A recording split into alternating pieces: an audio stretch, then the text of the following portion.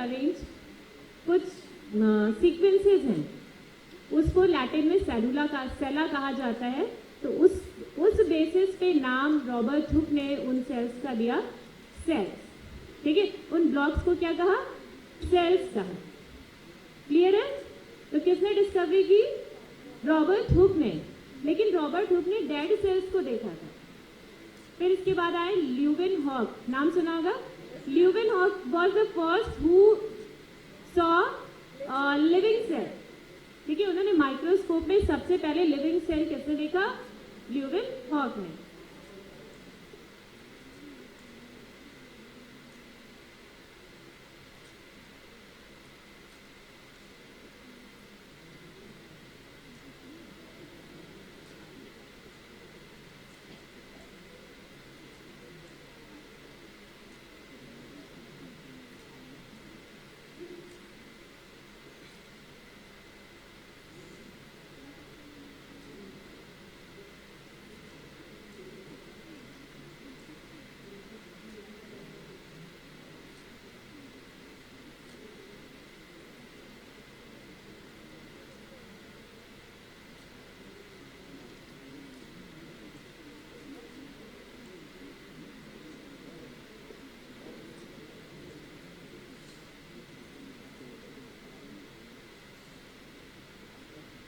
Leeuwenhoek ने सबसे पहले लिविंग सेल्स को देखा।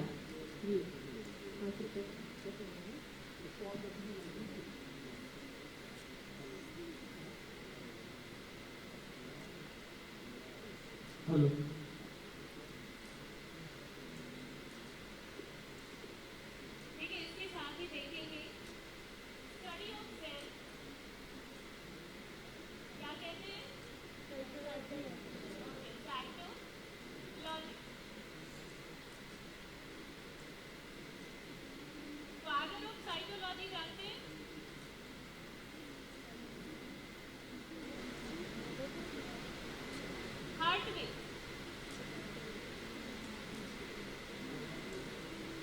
फादर ऑफ साइटोलॉजी क्या है? हार्टविग है। इसके साथ साथ अब आगे आते हैं। रॉबर्ट हुक ने डिस्कवरी तो की, इसके बाद माइक्रोस्कोप का इन्वेंशन होता है, मतलब उसको और भी मॉडिफाई करते गए और लगभग 200 साल के बाद आते हैं शील्डेन एंड शॉन। नाम सुना है? शील्डेन एंड शॉन आते हैं। शील्डेन जो थे वो बोटेनिस्ट थे और शॉन जो जूलॉजिस्ट थे। शील्डेन ने क्या कहा? स्टडी की और उन्होंने बताया कि जितने भी प्लांट्स हैं they are made up of cells. क्योंकि शॉन जो थे वो जूलॉजिस्ट थे, उन्होंने क्या बताया? All the animals are made up of cells. ठीक है, लेकिन शॉन जो थे उन्होंने बॉटनी और जूलॉजी दोनों पर वर्क किया और उन्होंने ये कहा कि the main difference between the cell and plant body, ठीक है, cells of plants and animal is presence of cell wall in plants. क्या कहा? प्लांट में सेल वॉल होना उसका एक डिस्टिंक्टिव फीचर है जो कि एनिमल्स में नहीं पाया जाता। इसने बताया था, शॉन ने बताया। दोनों ने कोलैबोरेट किया और कौन सी थ्योरी दी? Cell theory. ठीक है, दोस्तों cell theory was given by Schleiden and Shawn.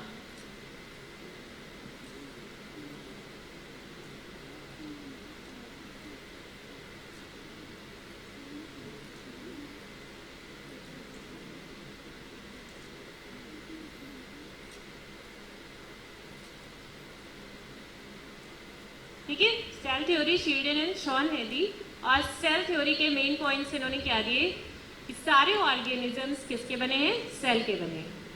All the organisms are composed of cells. ठीक है, दूसरा इन्होंने कहा कि एक मत पे इन लोगों का थोड़ा सा कंफ्यूजन था। शील्डेन कहते थे कि सारी सेल्स जो हैं वो अपने आप से ओरिजिनेट हुई हैं। शॉन ने कहा नहीं, ये ठीक नहीं है। ठीक है, उन्हें कुछ और लगता था लेकिन पता नहीं था है क्या एक्चुअली। तभी एक साइंटिस्ट आते हैं, रूडोल्फ विर्चो, नाम सुना है सबने? रूडोल्फ विर्चो वो आते हैं और उन्होंने इस कॉन्सेप्ट पे काम किया और बताया कि all the cells arise from pre existing cells. ठीक है, ओमनिस सेलुला ए सेलुला। क्लियर है?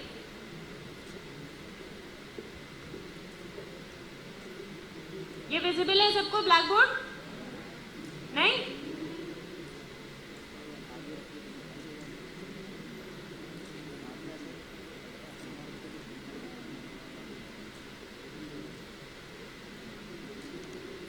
omnis cellula a cellular। किसने दिया था? रूडोल्फ विर्चो ने ये कॉन्सेप्ट दिया। तो सेल थ्योरी के 3 कॉन्सेप्ट्स हैं। कौन कौन से?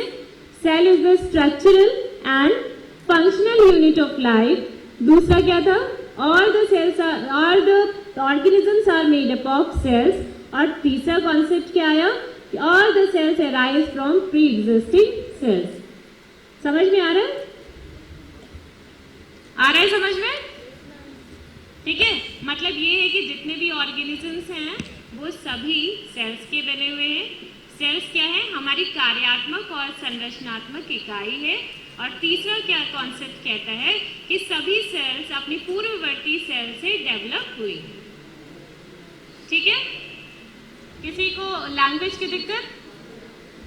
ओके, तो ये आपकी सेल थ्योरी थी।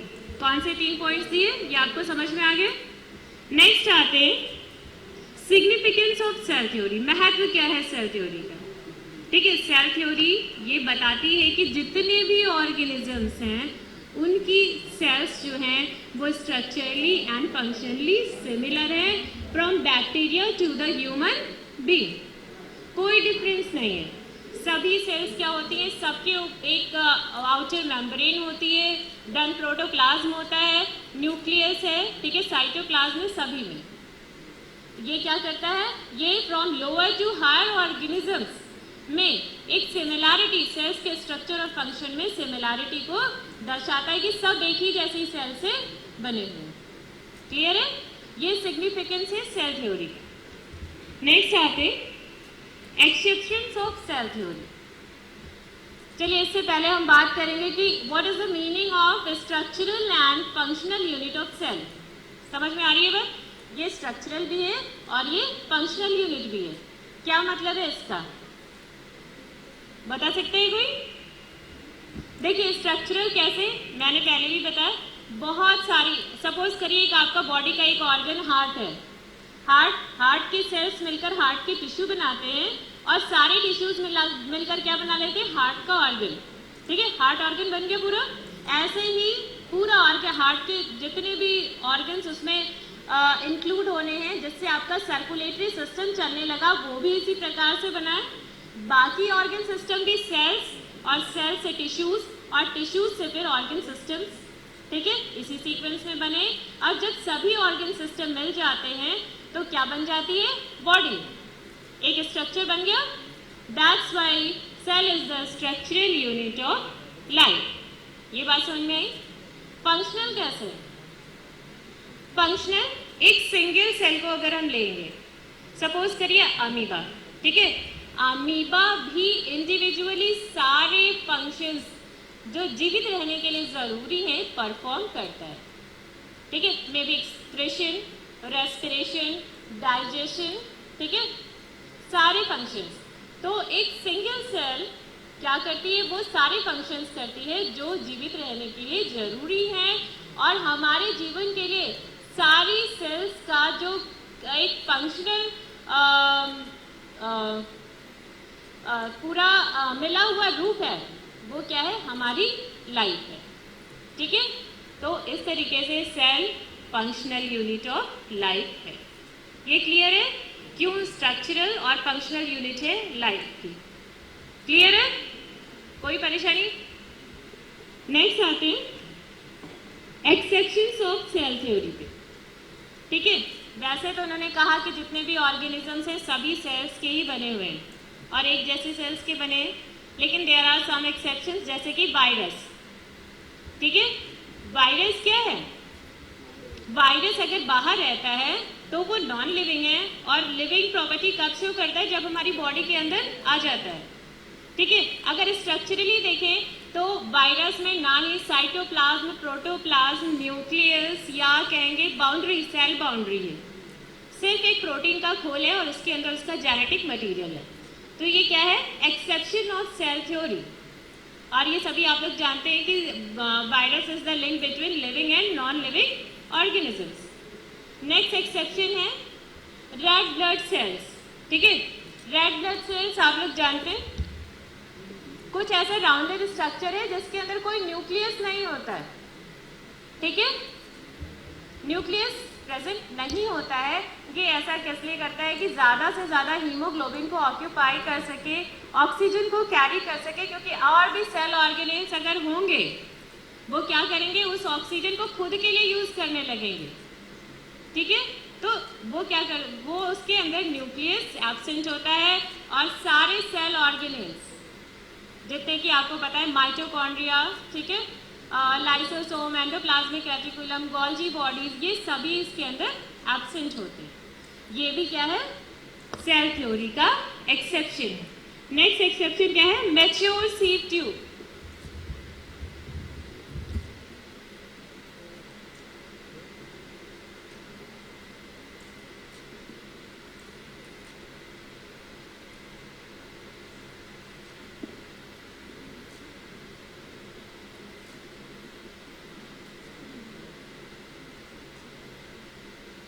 सीड ट्यूब में भी न्यूक्लियस एब्सेंट होता है। तो exceptions of cell theory are RBC, virus and sieve tube cells, ठीक है।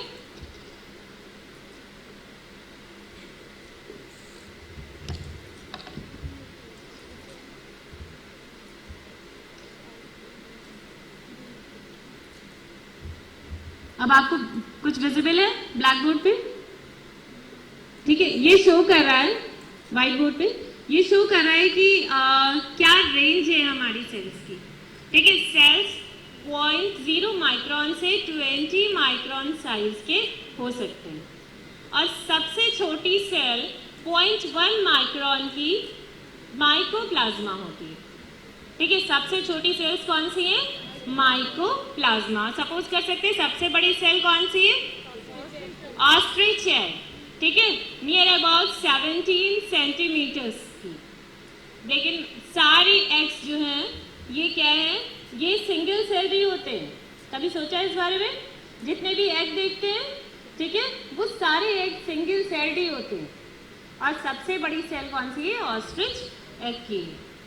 सबसे लंबी सेल, न्यूरॉन्स के बारे में जानते हैं, ठीक है, सेंसरी सेल्स है, ये कभी डिवाइड नहीं होती है। तो न्यूरॉन्स क्या होंगी, वो longest cell of the body है।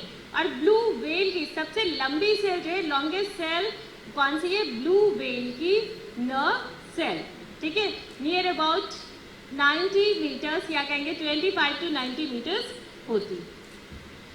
नेक्स्ट आते हैं ह्यूमन बीइंग। ह्यूमन बीइंग में सबसे बड़ी सेल हमारी एग सेल होती है, फीमेल्स में पाई जाती है। सबसे छोटी सेल क्या है, स्पर्म है, ठीक है।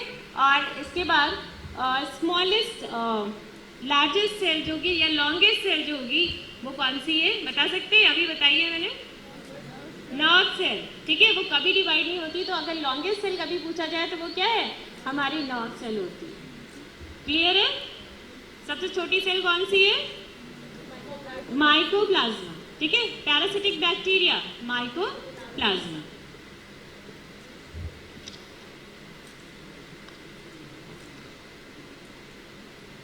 अब आते हैं यूकैरियोटिक सेल पे।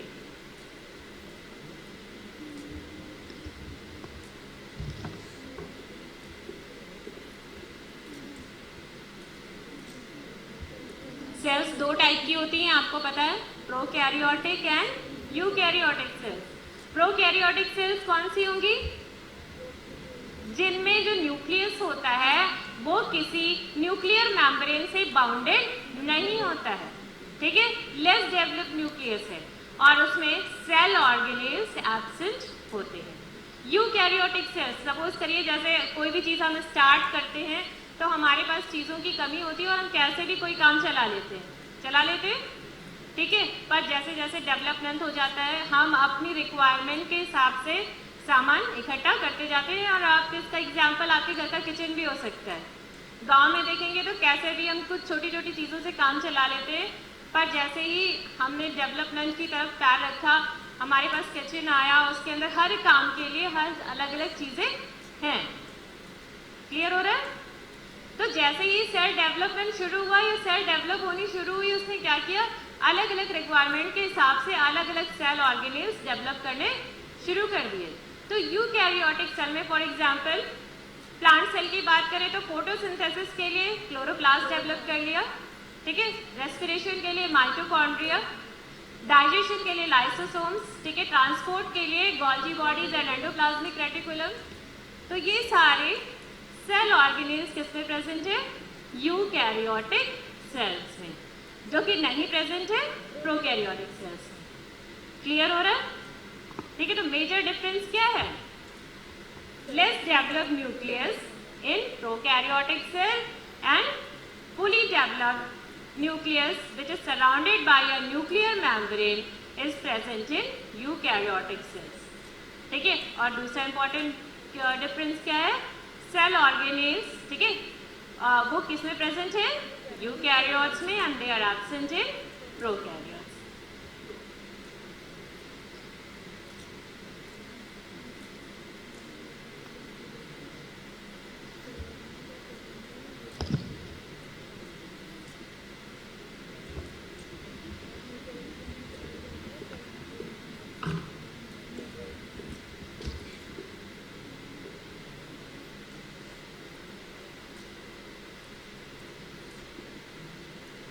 यूकैरियोटिक सेल, ठीक है, इसको हम कई पार्ट्स में डिवाइड कर सकते हैं। सबसे पहले बाहर यूकैरियोटिक सेल में क्या होता है? सेल एनवलप, ठीक है, बाहर किसी मेम्ब्रेन से बाउंडेड होती है कोई भी सेल, ठीक है, मेम्ब्रेन बाउंड नहीं होगी तो इसका मतलब सेल नहीं है, ठीक है। तो सबसे पहला पार्ट क्या होता है? Cell envelope. नेक्स्ट प्रोटोप्लाज्म, ठीक है, बता रही हो अभी। एंड लास्ट वैक्यूल, ठीक है, ये तीन मेजर पार्ट्स हैं। अब हम सेल एनवलप की बात करेंगे तो इनको दो पार्ट्स में डिवाइड किया जा सकता है। अगर प्लांट सेल की बात करेंगे तो प्लांट सेल का मेन फीचर क्या है? सेल एनवलप का सेल वॉल इज प्रेजेंट, ठीक है। तो प्लांट सेल में सेल एनवलप के फॉर्म में सबसे बाहर सेल वॉल प्रेजेंट होती है, जबकि एनिमल सेल में outer boundary is plasma membrane.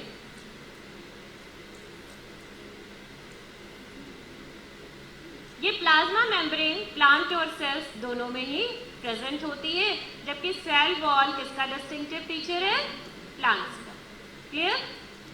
Next आते हैं प्रोटोप्लाज्म। प्रोटोप्लाज्म क्या है? सेल एनवलप के अंदर जो लिक्विड मटेरियल होता है वो क्या होता है? प्रोटोप्लाज्म। प्रोटोप्लाज्म को भी दो पार्ट्स में डिवाइड किया जा सकता है। बाहर का लिक्विड पोर्शन साइटोप्लाज्म और क्या प्रेजेंट है इसके अंदर? Major part nucleus. और न्यूक्लियस के अंदर जो लिक्विड प्रेजेंट होता है उसे हम क्या कहते हैं? न्यूक्लियोप्लाज्म। ठीक है, तो प्रोटोप्लाज्म के दो पार्ट्स हैं, साइटोप्लाज्म एंड न्यूक्लियोप्लाज्म।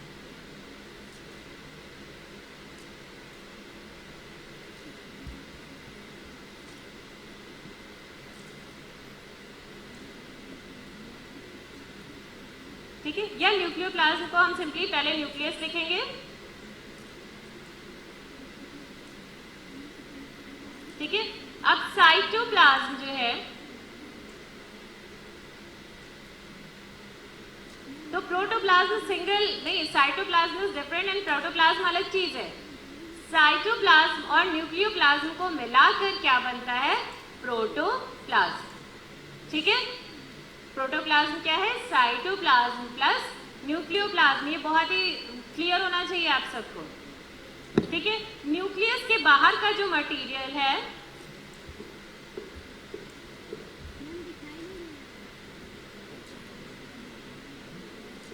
ठीक है, आप इस डायग्राम में देख सकते हैं, बीच में न्यूक्लियस है और उसके बाहर जो लिक्विड मटेरियल है जिसमें सारे सेल ऑर्गेनेल्स प्रेजेंट हैं वो क्या है? Cytoplasm. Cyto means cell, plasma means liquid. ठीक है, जो सेल के अंदर लिक्विड प्रेजेंट होता है दैट इज कॉल्ड साइटोप्लाज्म। तो साइटोप्लाज्म जो होता है इसमें दो टाइप की ऑर्गेनेल्स या कहेंगे ये दो पार्ट्स में डिवाइड किया जा सकता है। एक metabolically active organelles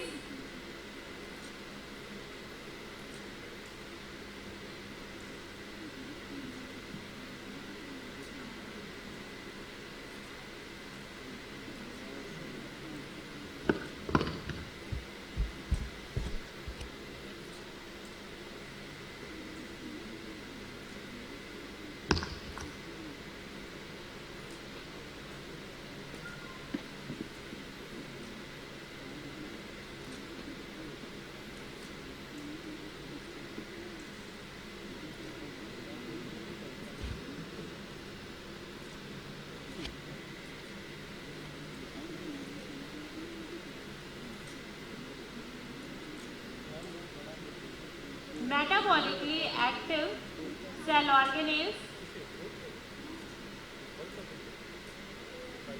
and second, metabolically inactive particles.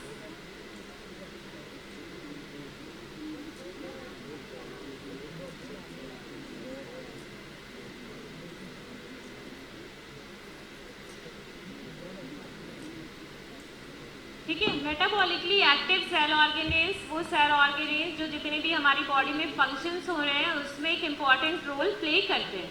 ठीक है, और मेटाबॉलिकली इनएक्टिव पार्टिकल्स वो हैं जो स्टोरेज के फॉर्म में या सिक्रीटरी फॉर्म में हमारी सेल्स के अंदर प्रेजेंट होते हैं। ठीक है, तो मेटाबॉलिकली एक्टिव सेल ऑर्गेनेल्स कौन कौन से हैं बता सकते हैं? क्या समझा आपने कि मेटाबॉलिकली सेल ऑर्गेनेल्स क्या क्या हो सकते हैं? ठीक ठीक, गुड। ठीक है, माइटोकॉन्ड्रिया,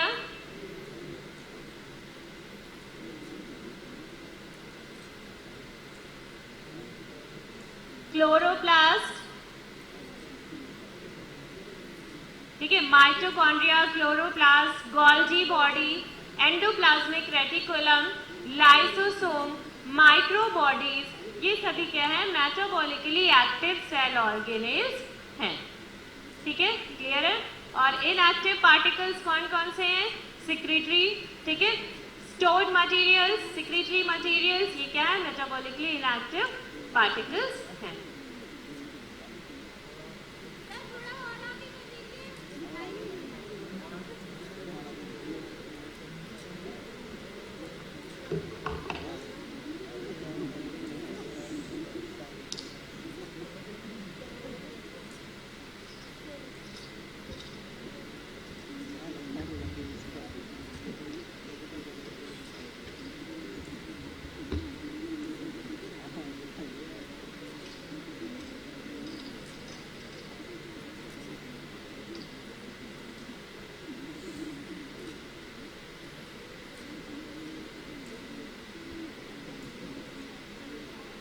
न्यूक्लियस को हम दो पार्ट्स में डिवाइड कर सकते हैं, न्यूक्लियर मेम्ब्रेन एंड न्यूक्लियोप्लास्ट। क्लियर है? नेक्स्ट आते हैं वैक्यूल। वैक्यूल क्या है? वैक्यूल में एक आउटर कवरिंग होती है, इसको भी दो पार्ट्स में डिवाइड करेंगे। Outer covering is called tonoplast,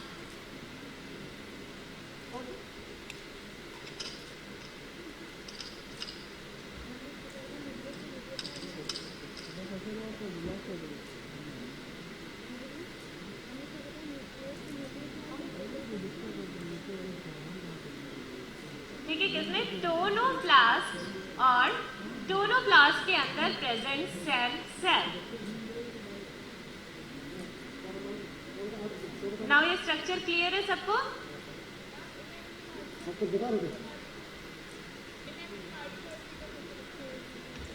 inactive particles, stored materials, ठीक है, excretory products and secretory products like कार्बो, stored में आ जाएंगे आपके कार्बोहाइड्रेट्स, प्रोटीन्स, फैट्स, ठीक है, नेक्टर्स आ जाएंगे आपके सिक्रीटरी में, एक्सक्रीटरी में आपके जो भी एक्सक्रीटरी प्रोडक्ट्स बनते हैं वो सभी आ जाएंगे। क्लियर है?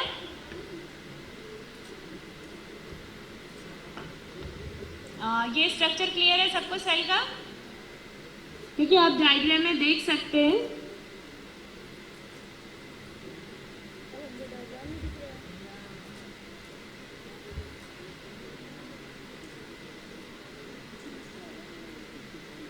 ये प्लांट सेल का स्ट्रक्चर है। देखिए आपको बाहर क्या दिखाई दे रही है? सेल वॉल नजर आ रही है। सेल वॉल के अंदर एक लाइट कलर की प्लाज्मा मेम्ब्रेन है। प्लाज्मा मेम्ब्रेन के अंदर प्रोटोप्लाज्म है which is divided into two part, nucleus and cytoplasm. ठीक है, साइटोप्लाज्म में आपको ढेर सारे सेल ऑर्गेनेल्स नजर आ रहे होंगे।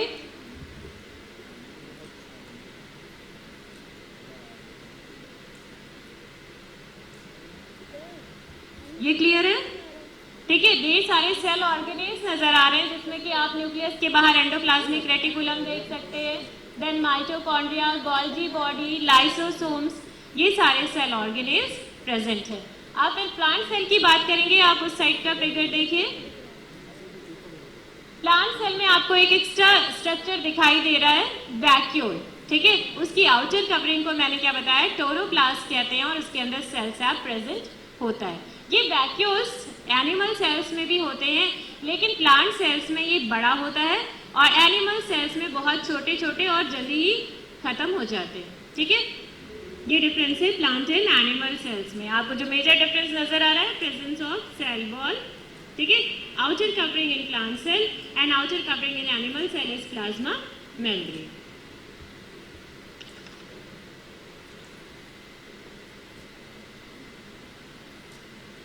ठीक है, अब सेल वॉल स्टार्ट करते हैं। अभी तक समझ में आया जो बताया गया, कोई कंफ्यूजन? अब सेल वॉल शुरू करते हैं। ठीक है, किसका फीचर है नहीं, प्लांट्स का। ठीक है, सेल वॉल जो है ये डेड होती है। ठीक है, ये लिविंग नहीं है, ये क्या है, डेड इन नेचर।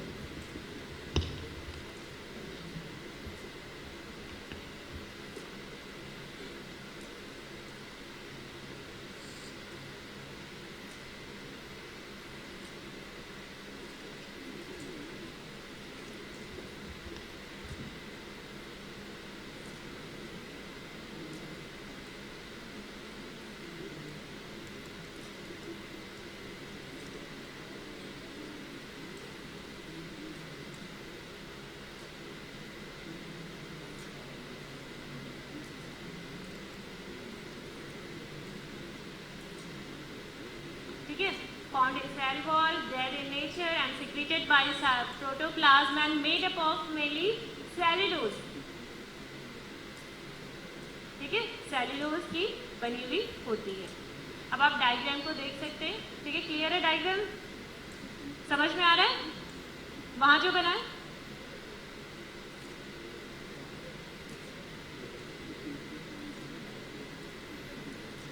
ये दिख रहा है ब्लैक बोर्ड पे।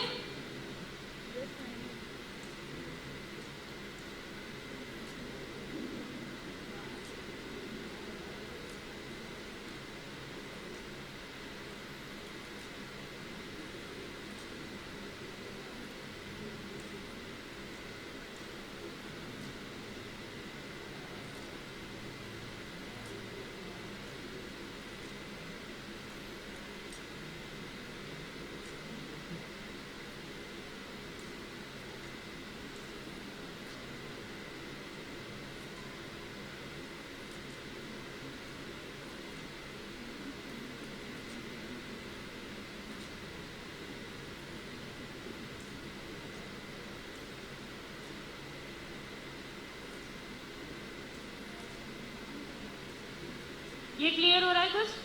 ठीक है, उससे कोरिलेट करने की कोशिश करिएगा। ये क्या है, सेल वॉल का डायग्राम। ठीक है, ये जो मैंने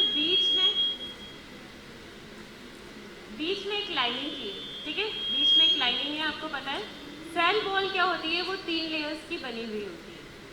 ठीक है, बीच में जो लेयर होती है वो क्या कहलाती है, मिडिल लैमेला, जो कि ये है। क्लियर हो रहा है? ठीक है, मिडिल लैमेला के बाद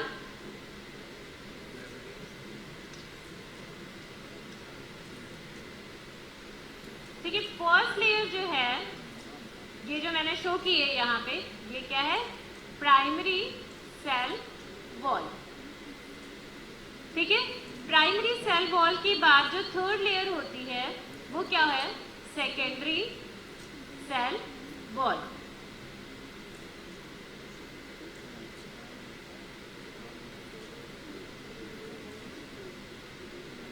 ठीक है, ये पूरा स्ट्रक्चर क्या शो कर रहा है, सेकेंडरी सेल वॉल। ठीक है, it is a 3 layered structure. Mid में क्या है, मिडिल लैमेला, मिडिल लैमेला के बाद में प्राइमरी सेल वॉल, और प्राइमरी सेल वॉल के बाद सेकेंडरी सेल वॉल। अब इनका स्ट्रक्चर देखेंगे।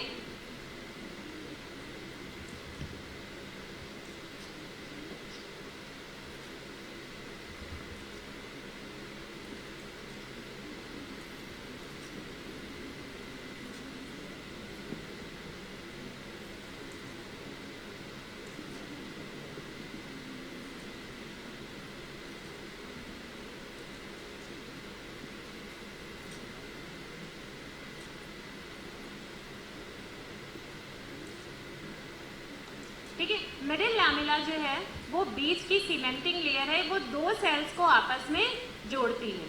ये क्या कह रही है, ये एक्चुअली जो मैंने ये स्ट्रक्चर्स बनाए, अगर हम इसको बाहर कर देंगे तो ये आपके पास एक और सेल का स्ट्रक्चर होगा। ठीक है, ऐसे ढेर सारी सेल्स एक दूसरे से जुड़ी हुई हैं, लेकिन प्लांट की बात करेंगे तो वो किससे जुड़ी हुई है, मिडिल लैमेला। क्लियर है, ये बात समझ में आ रही है।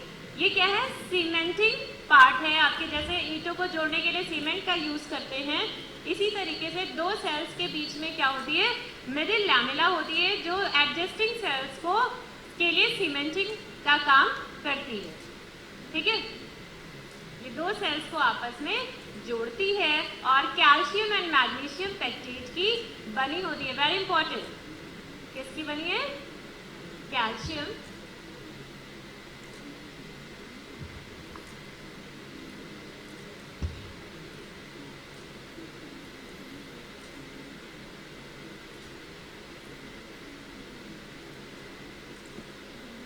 और क्या काम करती है, सीमेंटिंग एजेंट, दो सेल्स को आपस में जोड़ रही है। क्लियर है, वहां भी देख सकते हैं डायग्राम को। नेक्स्ट आता है इसके अंदर प्राइमरी, ये वाला जो लेयर है ये क्या है, प्राइमरी सेल वॉल। ये सेकेंडरी सेल, सबसे पहले कौन बनता है, मिडिल लैमेला बनती है, उसके बाद सिक्रीशन होता है प्राइमरी सेल वॉल का।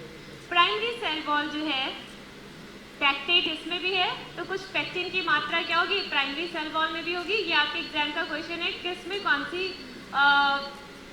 चीज प्रेजेंट है, तो इसमें पैक्टिन तो होगा ही। ठीक है, पैक्टेट किससे बना है, पैक्टिन से, पैक्टिन तो प्रेजेंट है, और साथ में क्या प्रेजेंट है, सेल्यूलोज।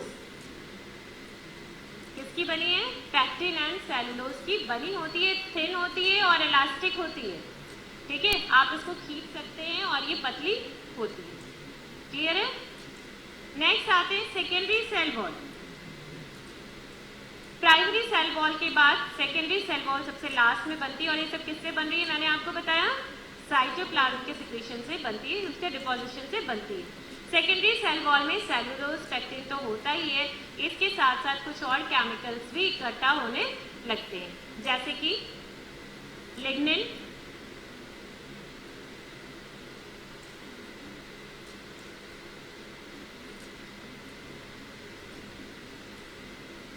क्यूटिन,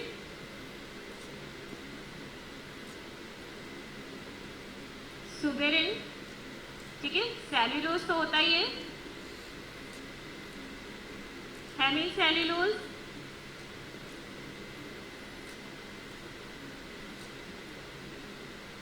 ठीक है, ये सारे केमिकल्स भी इसमें इकट्ठा होने लगते हैं, और ये थिकेस्ट लेयर है, सबसे मोटी लेयर सेकेंडरी सेल वॉल होती है, और ये भी 3 लेयर्स की बनी होती है, S1, S2 एंड S3। ठीक है, ये क्लियर है सेल वॉल का स्ट्रक्चर। देखिए बनी हुई है, मिडिल लैमेला मिड में है, दो एडजेसेंट सेल को जोड़ रही है। उसके बाद जो हल्का वो क्या है, प्राइमरी सेल वॉल, और दूसरा उसके बाद में सेकेंडरी सेल वॉल है, जो कि 3 लेयर्स का S1, S2 and S3 layers में डिस्टिंक्टिव है। क्लियर है, ये आई समझ में बात, सेल वॉल का स्ट्रक्चर समझ में आया।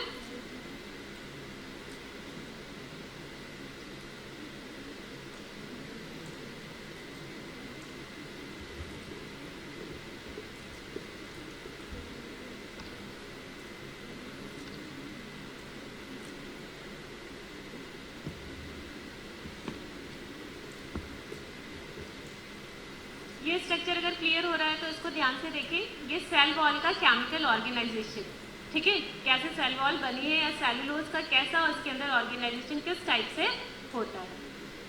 हर सेल वॉल जो होती है बहुत सारे फाइब्रिलर बंडल्स की बनी होती है, सेलुलोज के फाइब्रिलर बंडल्स।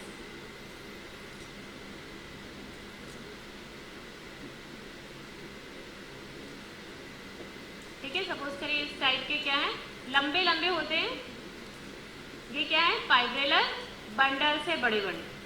ठीक है, और एक फाइब्रिलर बंडल जो होता है वो 250 माइक्रोट्यूब्यूल्स का, माइक्रोफाइब्रल्स का बना हुआ होता है।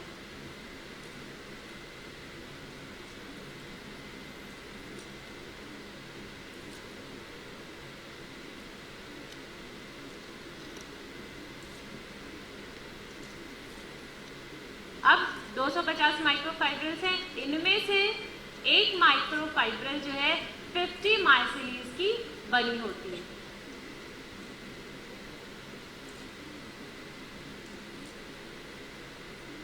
अब इनमें से सिर्फ एक माइसिली को अगर हम लेंगे उसमें 100 सेल्यूलोज के मॉलिक्यूल्स प्रेजेंट होते हैं, फाइब्रिल्स प्रेजेंट होते हैं, सॉरी नॉट मॉलिक्यूल्स।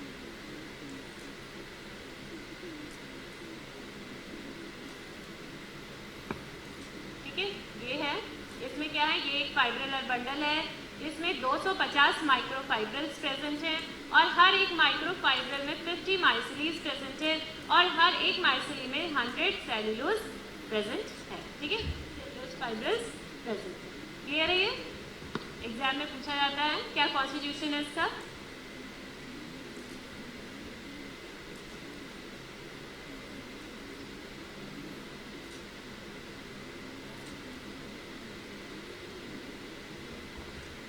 डायग्राम में देख सकते हैं। ठीक है, समझ में आ रहा है कुछ? ऊपर क्या है, सबसे वो फाइब्रिलर बंडल्स हैं, फाइब्रिलर बंडल के बाद आपका सेकंड जो है वो क्या है, बता सकते हैं? माइक्रोफाइब्रिल्स है। उसके बाद थर्ड जो शो कर रहा है वो क्या है, बंडल माइसिलीज है। और उसके बाद जो सबसे पतले बने हुए वो क्या है, सेल्यूलोज के फाइब्रिल्स है।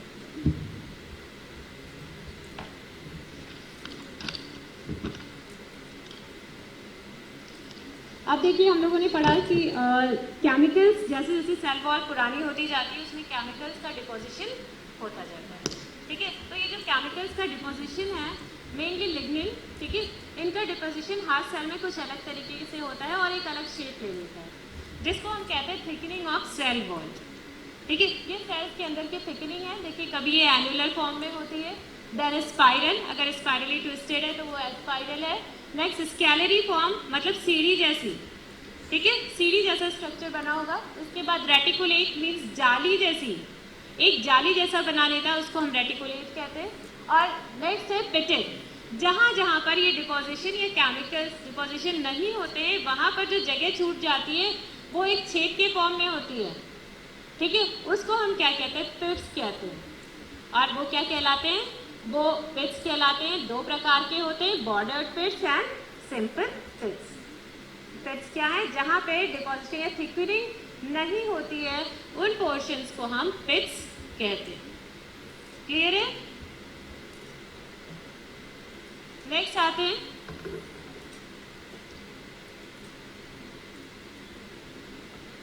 Chemical modification.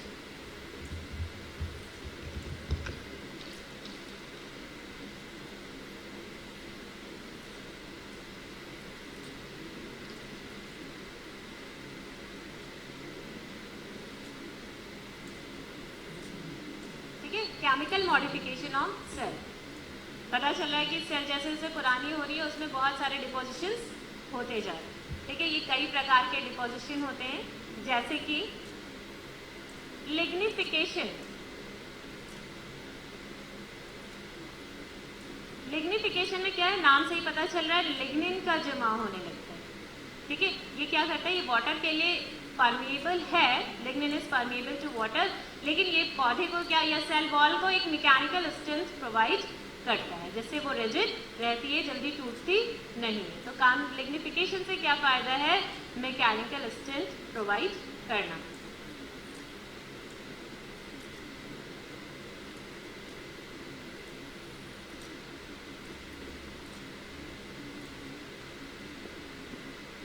नेक्स्ट आते हैं क्यूटिनाइजेशन।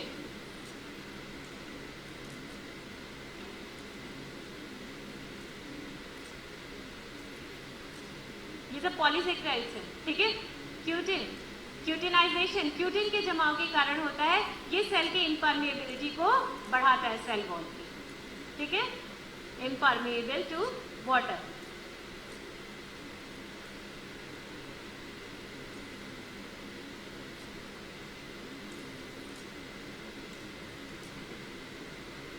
नेक्स्ट है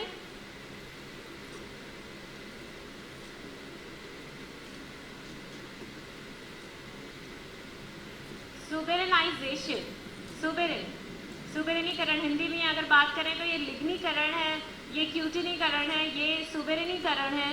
ठीक है, क्यूटिनाइजेशन सुबेरिन में क्या होता है, सुबेरिन का जमाव होने लगता है और ये कॉर्क सेल्स में पाया जाता है। क्यूटिनाइजेशन कॉर्क सेल्स जो होती है वो क्यूटिनाइज्ड होती हैं, वाटर के लिए इम्परमेबल है और उसमें क्या होते हैं, एयर स्पेसेस प्रेजेंट होते हैं जिसके कारण वो हल्के भी हो जाते हैं। तो कॉर्क में क्या प्रेजेंट है, आपके एग्जाम का क्वेश्चन है अक्सर आता है, सुबेरिन प्रेजेंट होता है।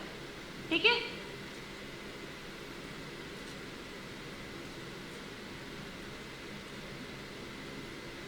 किसमें प्रेजेंट है, कॉर्क में। नेक्स्ट आते हैं मिनरलाइजेशन, खनिजीकरण।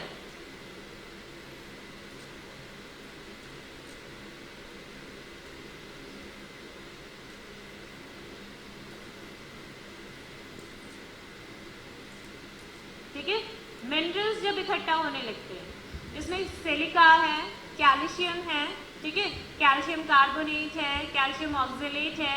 ये जो खनिज होते हैं या मिनरल्स होते हैं, ये सेल्स के अंदर, सेल वॉल के अंदर डिपॉजिट होने लगते हैं। जैसे सिलिका है, ठीक है, कभी आपने सोचा है कि अगर हम घास को छूते हैं या आपने कभी गेहूं या चावल की पत्तियों को या गन्ने की पत्तियों को छूने की कोशिश की तो हाथ कटने लगते हैं। ठीक है, क्यों, क्योंकि उसमें सिलिका प्रेजेंट होता है। और सिलिका ये प्रेजेंट क्यों है, इसका मतलब क्या है वहां होने का, प्रोटेक्शन। ठीक है, जीव जंतुओं से प्रोटेक्शन करना। तो सिलिका जो होता है वो मोनोकॉट प्लांट्स की पत्तियों में पाया जाता है। आपने देखा होगा मोनोप्लांट्स की पत्तियों को इवन गाय भी नहीं खाती जल्दी। ठीक है, डाइकॉट प्लांट्स की पत्तियों को खाते हैं सभी जानवर, लेकिन मोनोकॉट्स आपको जलाने पड़ते हैं खेतों में।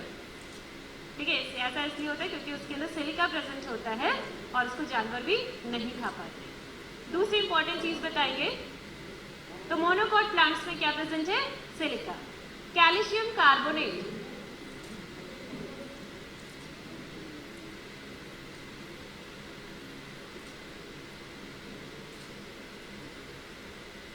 Calcium carbonate. ठीक है, आप डायग्राम देख सकते हैं।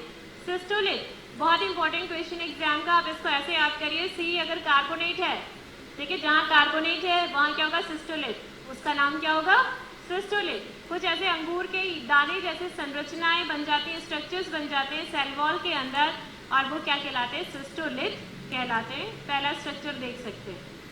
ठीक है, जैसे बैनियन ट्री में, बरगद के पौधे में, फाइकस के जो भी पौधे होते हैं उसमें ज्यादातर पाए जाते हैं।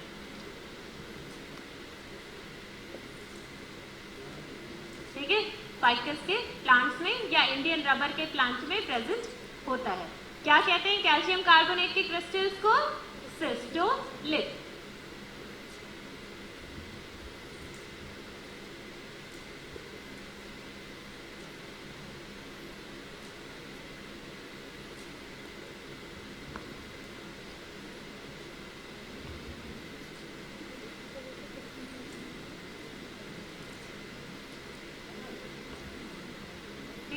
नेक्स्ट एक और डिपोजिशन है किसका, कैल्शियम ऑक्सलेट। ठीक है, कैल्शियम ऑक्सलेट का डिपोजिशन क्या कहलाता है, रेपाइट्स। आप सेकंड डायग्राम देख सकते हैं, कुछ नीडल टाइप स्ट्रक्चर्स हैं सेल वॉल के अंदर, कुछ नीडल टाइप स्ट्रक्चर्स बन जाते हैं, हार्ड स्ट्रक्चर्स बन जाते हैं, जिनको हम रेपाइट्स कहते हैं। ठीक है, किसके डिपोजिशन है, कैल्शियम ऑक्सलेट के।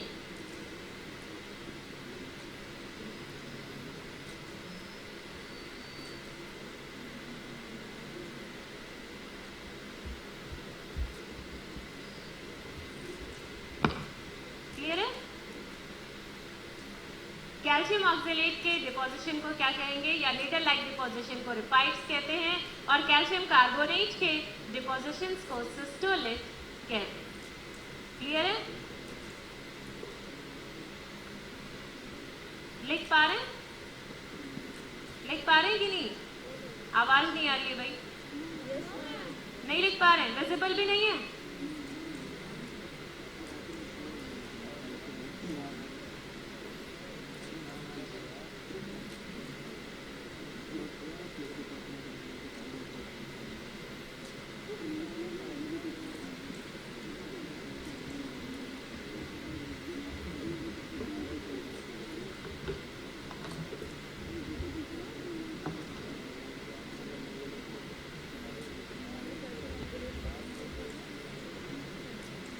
तो ये chemical modification in cell wall समझ में आया? कितने टाइप के होते हैं? Lignification, cutinization, suberinization, mineralization. And important is mineralization में कुछ पॉइंट्स काफ़ी इंपॉर्टेंट है, लाइक सिस्टोलिथ एंड रेफाइल्स। ठीक है, सिस्टोलिथ स्ट्रक्चर समझ में आ गया? भूलेंगे तो नहीं? कैल्शियम कार्बोनेट कहेंगे तो कौन से स्ट्रक्चर्स होंगे? सी से कार्बोनेट एंड सी से सिस्टोलिथ। नेक्स्ट दूसरे ऑक्सलेट के क्या होंगे? रेफाइल्स। रेफाइल्स कैसे होते हैं? नीडल लाइक होते हैं। ठीक है, एंड वो क्रिस्टल बॉल्स लाइक होते हैं कैल्शियम कार्बोनेट।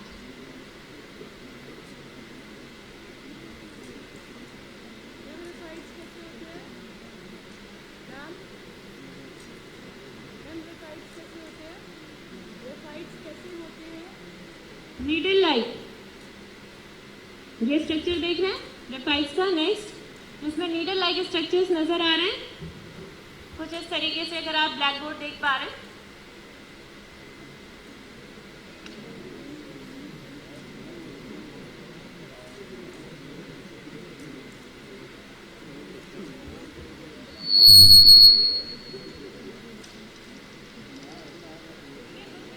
स्ट्रक्चर्स होते हैं और इनका मेन काम क्या है? अपने आप को प्रोटेक्ट करना।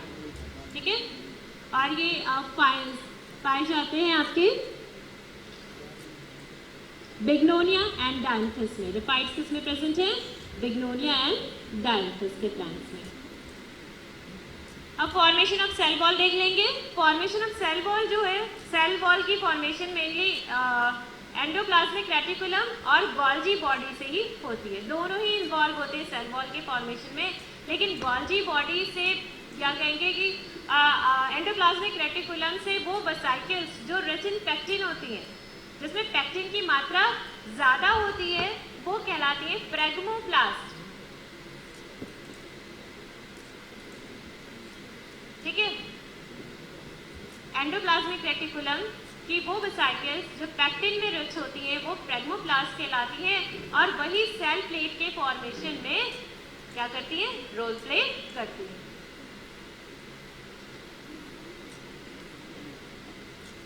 ठीक है, दोनों से, चाहे गोल्जी बॉडी से या एंडोप्लाज्मिक रेटिकुलम की वेसिकल्स से। किसमें? पेक्टिन से। सेल वॉल मेनली किसकी बनी है? पेक्टिन की बनी है। मिडिल लैमेला स्टार्ट किससे होती है? पेक्टिन से। कैल्शियम और मैग्नीशियम पेक्टेट होते हैं, इसलिए पेक्टिन की रिच वेसिकल्स जो हैं वो ही सेल प्लेट बनाने में हेल्प करती हैं। क्लियर है? अब नेक्स्ट आते हैं, कौन सा फीचर है सेल वॉल के अंदर? Plasma membrane.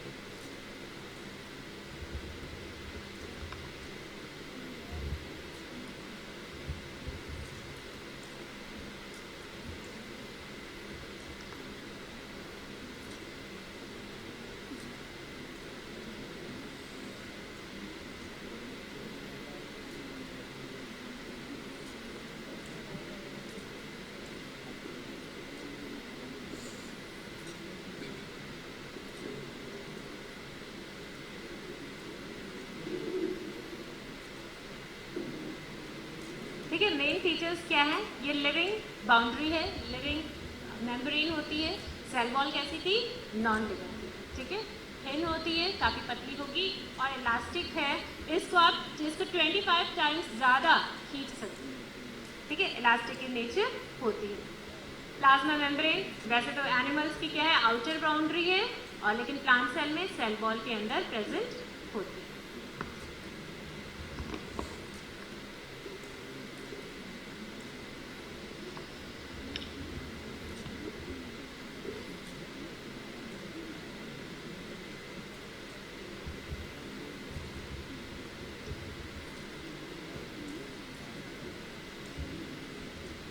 अब इसके अल्ट्रा स्ट्रक्चर की बात करेंगे।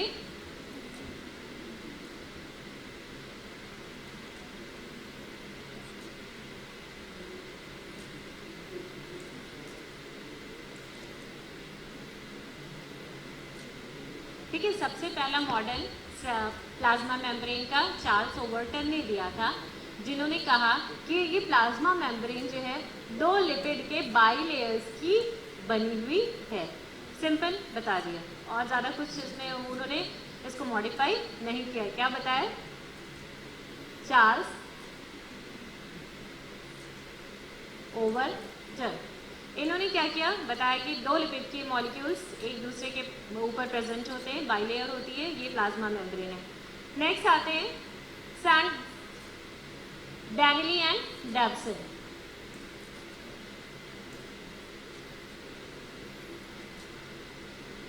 डैंडी और डेप्सन आए, इन्होंने क्या कहा कि लिपिड की दो लेयर्स तो होती हैं, ठीक है, ये लिपिड की लेयर्स मैं बना रही हूँ, इसके ऊपर कुछ ग्लोबुलर प्रोटीन्स भी प्रेजेंट होती हैं, ठीक है। इन्होंने कहा ये प्लाज्मा मेम्ब्रेन है, लेकिन इन्होंने ये नहीं बताया कि अब इसमें से आयंस या किसी भी पदार्थ का आवागमन कैसे, ट्रांसपोर्ट कैसे होगा, ठीक है, तो ये भी ज़्यादा नहीं चली। नेक्स्ट इंपॉर्टेंट आती है रॉबर्टसन आते हैं। डैनली एंड डैप्सन के मॉडल को सैंडविच मॉडल कहा जाता है, ठीक है, सैंडविच मॉडल। रॉबर्टसन आते हैं और इन्होंने the most accepted theory unit membrane model.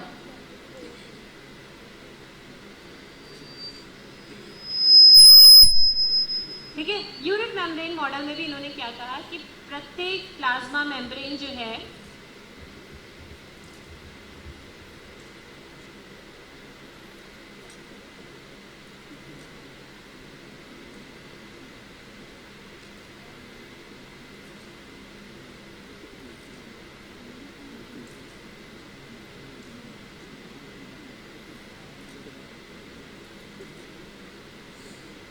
ठीक है, इन्होंने कहा कि प्रत्येक प्लाज्मा मेम्ब्रेन 75 एंगस्ट्रॉन मोटाई की होती है। इसमें दो लिपिड लेयर होते हैं जो कि बीच में प्रेजेंट हैं और उसके दोनों तरफ प्रोटीन के लेयर्स प्रेजेंट हैं। This layer is protein, this, और ये वाला क्या है, ये लिपिड। सिंपल लिपिड नहीं कहेंगे, इन्हें हम क्या कहेंगे, फॉस्फोलिपिड, क्योंकि लिपिड के साथ फॉस्फेट जुड़ा हुआ है, ठीक है।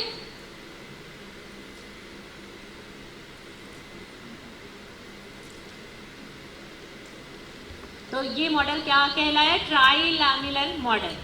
3 लैमिला है, 2 प्रोटीन की लेयर और इन्होंने बीच की लेयर को एक बताया, ठीक है। इसमें प्रोटीन की लेयर्स इन्होंने कुल इसकी चौड़ाई क्या बताई, 75 एंगस्ट्रॉन बताई, जिनमें से 20 एंगस्ट्रॉन प्रोटीन की लेयर्स हैं दोनों साइड, और बीच में कितना बचा, 35 एंगस्ट्रॉन, ठीक है। प्रोटीन की लेयर 20 एंगस्ट्रॉन की है और बीच में जो आपकी लिपिड की लेयर है वो 35 एंगस्ट्रॉन की होती है। इन्होंने इसका नाम दिया यूनिट मेम्ब्रेन मॉडल। क्लियर है ये बात। लिपिड की 2 लेयर्स बताई जो कि बीच में प्रेजेंट है, उनके दोनों तरफ प्रोटीन की अलग अलग लेयर्स प्रेजेंट हैं जो कि 20-20 एंगस्ट्रॉन मोटाई की होती हैं, जबकि लिपिड की बाई लेयर जो है वो 35 एंगस्ट्रॉन की होती है। जोड़ के देखेंगे तो कितना है, 75 एंगस्ट्रॉन टोटल इसकी मोटाई है। ये क्या है, आपकी यूनिट मेम्ब्रेन मॉडल। इन्होंने बताया कि सारी जो सेल मेम्ब्रेन्स हैं वो यूनिट मेम्ब्रेन की ही बनी होती हैं, और ये यूनिट मेम्ब्रेन में भी बाई लेयर्ड और सिंगल लेयर्ड, ठीक है, 2 लेयर्स की भी हो सकती हैं और सिंगल लेयर्स की भी हो सकती हैं। और 2 लेयर्स की किस्में होती हैं जो आप बड़े सेल ऑर्गेनेल्स पढ़ेंगे, like mitochondria, chloroplast, endoplasmic reticulum, Golgi body, ये क्या होंगी, बाई लेयर्स की होंगी, जबकि बाकी जो माइक्रो बॉडीज या लाइसोसोम, स्पिरोसोम्स, ये होंगी सिंगल लेयर्स की होंगी। ये क्लियर हो रही है बात, समझ में आया यूनिट मेम्ब्रेन मॉडल क्या है। नेक्स्ट, ठीक है,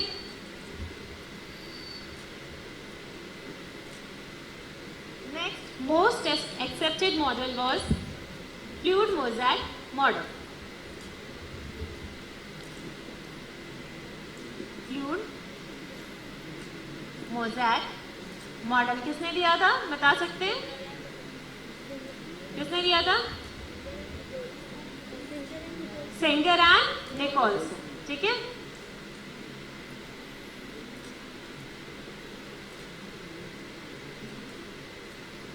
फ्लूइड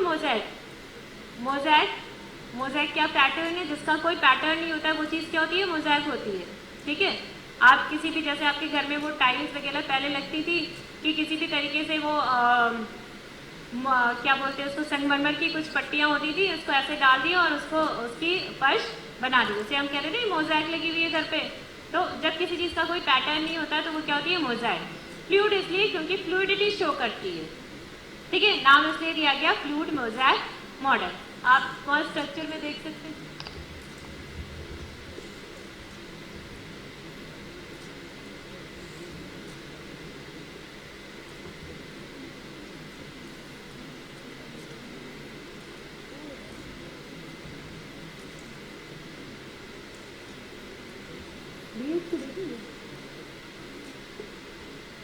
इसको ऑन कर दीजिए।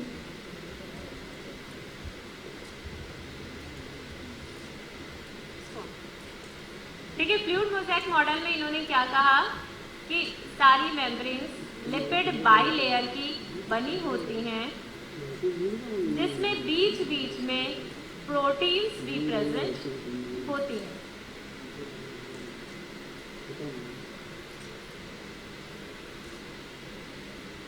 बैटरी डिस्चार्ज हो गई मैम, बैटरी डिस्चार्ज हो गई। कौन सा जुड़ जाएगा आपका? ये कोई और नहीं होगा आपको? ये चार्जिंग करती लाभ हो रही थी पर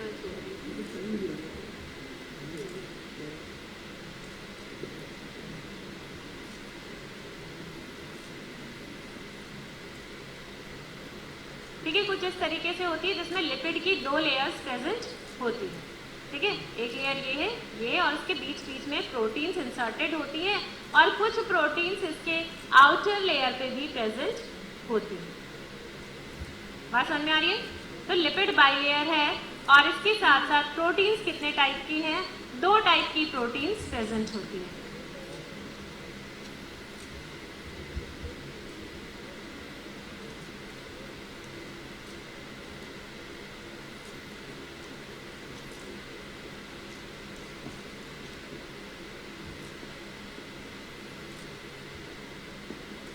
दो टाइप की प्रोटीन प्रेजेंट है, एक धसी हुई प्रोटीन जिसको हम इंटीग्रल प्रोटीन या इंट्रिंसिक प्रोटीन या ट्रांस मेम्ब्रेन प्रोटीन किसी भी नाम से बुला सकते हैं। ट्रांस का मतलब क्या होता है? एक सिरे से दूसरे सिरे जाने वाली। ठीक है, ट्रांस रेलवे वगैरह नाम सुना है ना आपने?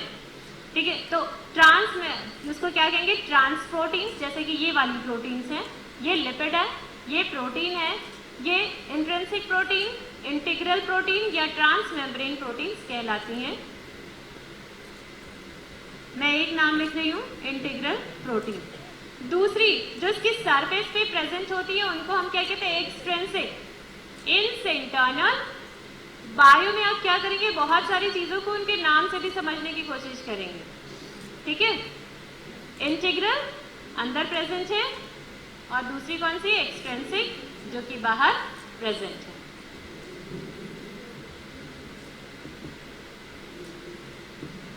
इंट्रिंसिक प्रोटीन, इंटीग्रल प्रोटीन्स जो होती हैं वो अंदर प्रेजेंट होती हैं और वो हेल्प करती हैं जो पदार्थ हैं उसके एक साइड से दूसरे साइड में जाने के लिए। ठीक है, ये 2 टाइप की होती हैं, carrier proteins and channel proteins.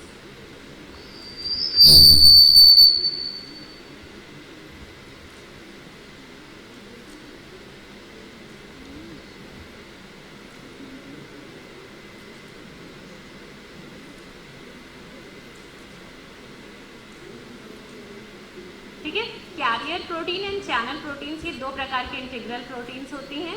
Integral carrier protein क्या करती हैं? ये मान लीजिए ये कैरियर प्रोटीन है, ये क्या करेगी? किसी भी सब्सटेंस को from lower concentration to higher concentration में ले जाने में हेल्प करती हैं। ये एक्टिव ट्रांसपोर्ट का काम करती हैं।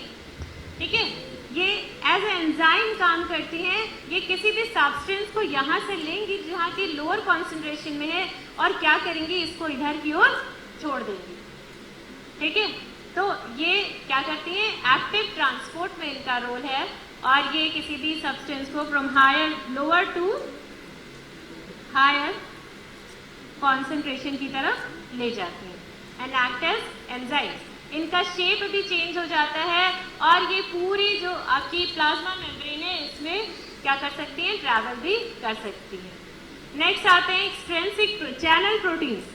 चैनल से ही पता चल रहा है, एक चैनल गेट टाइप का, ठीक है। बीच में क्या है, एक होल है, वाटर फिल्ड होल होता है, और इसके थ्रू, ठीक है, ions, potassium, sodium, chloride, hydrophilic होता है, वाटर लविंग है, जबकि फैटी एसिड्स क्या होते हैं, हाइड्रोफोबिक होते हैं, ठीक है। वाटर से हीट करते हैं, पानी से दूर जाने की कोशिश करते हैं। अभी देखेंगे इसीलिए किस प्रकार से ये प्लाज्मा मेम्ब्रेन का स्ट्रक्चर ऐसा बना कि दोनों साइड में है और उनके हेड अपोजिट साइड में है। ये क्लियर है, ठीक है। तो अगर कोई चीज हाइड्रोफोबिक होगी, पानी डालोगे वो क्या करेगी, जिधर पानी नहीं है उधर मूव करने की कोशिश करेगी। हाइड्रोफिलिक क्या करेगा, पानी की तरफ मूव करने की कोशिश करेगा। हमारी सेल है, समझ लो, अगर हम सेल को किसी भी सेल को अगर हम किसी ड्राई प्लेस पर रख दे तो क्या होगा, सूख जाएगी, नो लाइफ। इसका मतलब ये क्या है कि हर वक्त सेल के अंदर भी पानी है और सेल के बाहर भी पानी है। इवन हमारे चारों तरफ भी मॉइस्चर है, प्रेजेंट है, ठीक है। बिना मॉइस्चर के क्या होगा, सेल सूखने लगेगी, डेड हो जाएगी। अब कैसे इसका स्ट्रक्चर बना, सेल है, अंदर साइटोप्लाज्म में पानी है, बाहर भी पानी है, मॉइस्चर फॉर्म में, ठीक है। हेड क्या है, हाइड्रोफिलिक, और टेल क्या है, हाइड्रोफोबिक। ये क्या करेगी, हेड हमेशा किधर आने की कोशिश करेगी, वाटर की तरफ। अगर आपने ढेर सारे फॉस्फोलिपिड के मॉलिक्यूल्स से छोड़ दिए, उसके हेड क्या करेंगे, वाटर की ओर जाने की कोशिश करेंगे और उसकी टेल जो है उससे सुखा लेंगे।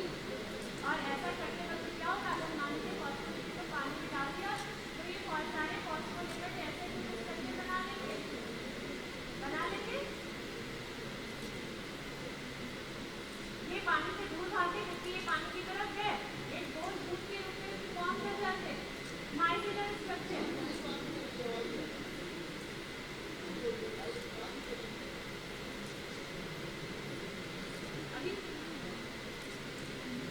ठीक है, माइसेलर स्ट्रक्चर बना लेते हैं। ये क्या करेंगे, सेल के अंदर पानी है, बाहर पानी है, तो ये जिसकी टेल है क्या करेगी, उससे अपोजिट साइड में जाने की कोशिश करेगी। तो टेल्स क्या करेंगी, इधर आ जाएंगे, और हेड इधर भी वाटर, इधर भी वाटर।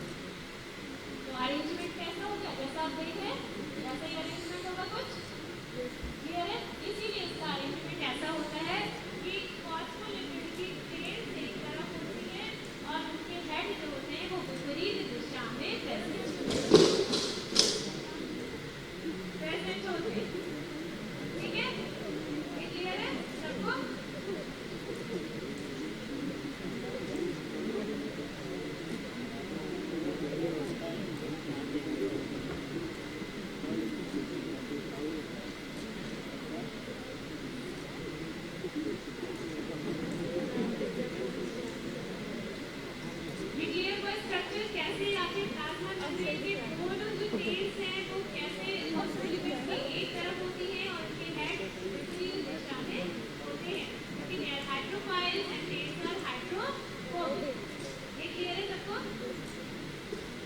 अब देखते हैं इसका फ्लूइडिटी नेचर। इन्होंने क्यों कहा कि ये फ्लूइड है।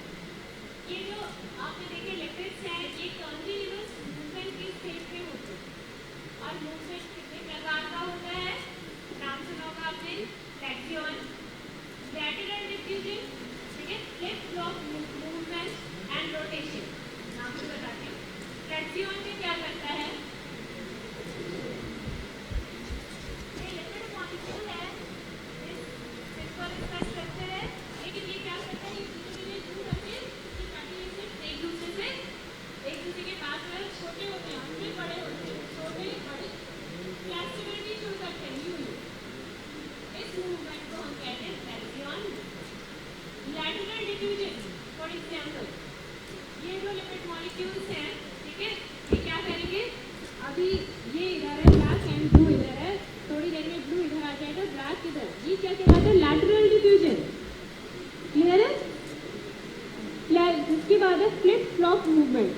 दो ऐसे आपके फैटी एसिड्स हैं, ठीक है, क्या करेंगे, ये मूव करके इस साइड से ऊपर नीचे आ जाएंगे, ये मूवमेंट क्या कहलाता है, फ्लिप फ्लॉप मूवमेंट, क्लियर है। रोटेशन क्या है? ये लिपिड मॉलिक्यूल है, ये अपनी जगह पर यूं करके रोटेट कर रहा है, रोटेशन। क्लियर है? तो ये 4 टाइप के मूवमेंट होते हैं और मैंने आपको बताया कि आपकी प्रोटीन जो प्लाज्मा मेम्ब्रेन में प्रेजेंट है ये भी कॉन्टिन्यूअस मूवमेंट में होती है, इसलिए इसका नेचर क्या होता है? फ्लूइड। ठीक है, फ्लैक्सिबल होता है, फ्लूइड की तरह होता है, बदलता रहता है, इसीलिए इसका नाम दिया गया fluid mosaic model. Is it clear सभी को?